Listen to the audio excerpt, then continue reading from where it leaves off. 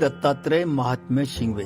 श्री चक्रधर स्वामींनी श्री दत्तात्रय प्रभूंचे संकटी नामस्मरण कराव्यास सांगितले आहे, कारण की त्यांनी ह्या कलियुगात सद्भक्तांची संकटे निवारण करण्याचा विडास उचललेला आहे. सुमारे 300 वर्षापूर्वी शिंगवे या गावच्या कैवल्य गडावर काही चमत्कारिक अघटित घटना घडलेल्या आहेत. शिंगवे हे गाव मनमाड जवळ आहे. येथे हलमाजी पाटील नावाचे एक महान दत्तभक्त होऊन गेले. त्या काळी तेथील पुरजन कर्णी कवटाळ यांनी पीडित झालेले होते. श्री दत्तात्रय प्रभूंनी जीवोद्धारार्थ या पाटलाच्या स्वप्नात जाऊन सांगितले की कैवल्य गडावर वास्तव्य करण्यास जागा दे. त्याला हा ईश्वरी हेत कळला नाही.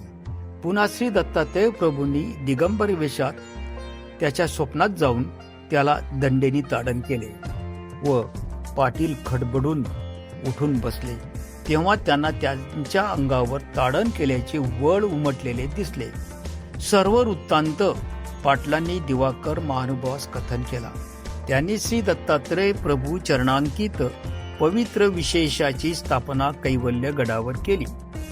स्वामींनी पाटलाच्या स्वप्नात येऊन सांगितले होते की जे भक्तजन मला अनन्य भावे शरण येतील त्यांची दुःखे संकटे मी निवारण करीन. जे फळ माहुरी होईल तेच फळ येथे साधकाला होईल. तेव्हापासून श्री दिवाकर महानुभाव तेथे पूजा अर्चन आरती उपासना करीत असत. असे करीत असताना त्यांना वार्धक्य आले व एके दिवशी त्यांना आरतीला जाता आले नाही.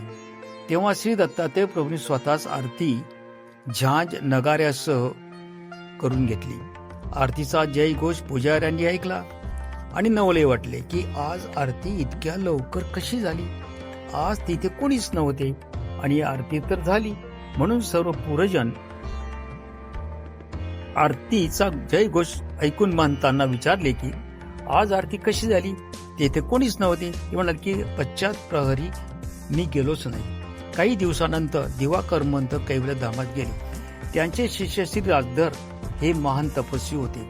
त्यांनी तपश्चर्या करून श्री प्रभूंना प्रसन्न करून घेतले.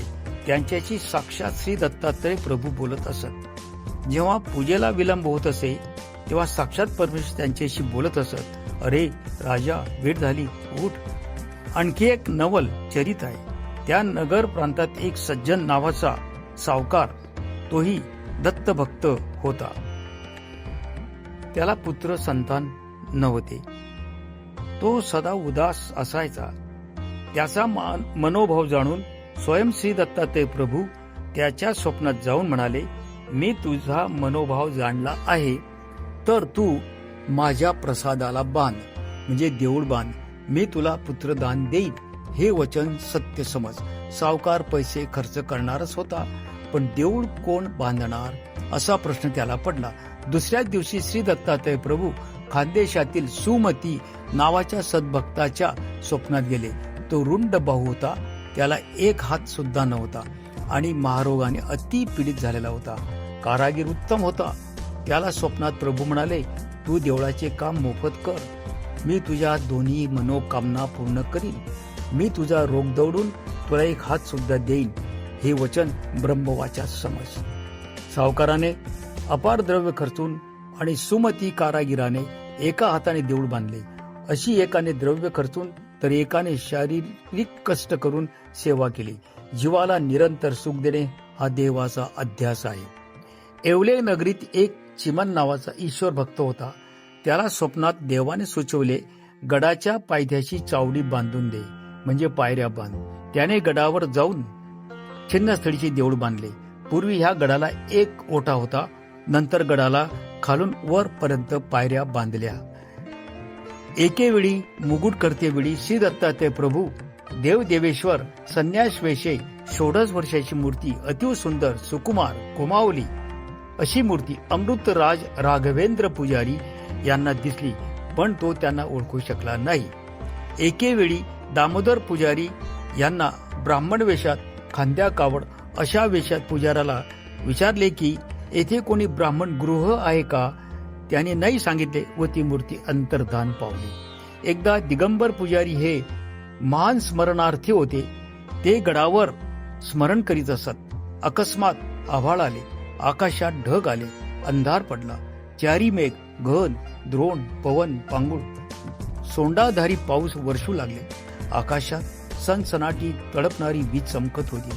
असे वाटत होते की प्रलय काळ आला. सगळीकडे हाहाकार झाला. गाई गुरे वासरे हंबरत होती. लोक भीतीने दडून बसले होते. पुजारी मात्र स्मरणात ध्यानस्थ बसलेले होते. तेवढ्यात आकाशातून तळपणारी वीज खाली कोसळली आणि स्वामींचा चरण स्पर्श करून माघारी परतली. जशी यमुना नदी श्रीकृष्ण भगवंताचं चरण स्पर्श करून वाट दिधली तसे सर्व शांत झाले. पूरजन तिथे आले तर बघतात पुजारी ध्यानस्थ बसलेले आढळले. इथे नामाच्या 10 ठायाच्या वचनापैकी एका वचनाची स्मरण इथे घडते. यातील वचनाची आठवण होते. म्हणून परमेश्वर कसे आहेत? सत्यवाचा, अहिंसा, व्रतधारी, भिक्षार्थी, निस्पृह, ब्रह्मचर्य आचरण, नियमितता, जीवाचे उद्धरण, निर्गुण परमेश्वर सारखा दुसरा कोणी भद्र नाही. दंडवत प्रणाम. जय श्री दत्तात्रय प्रभू.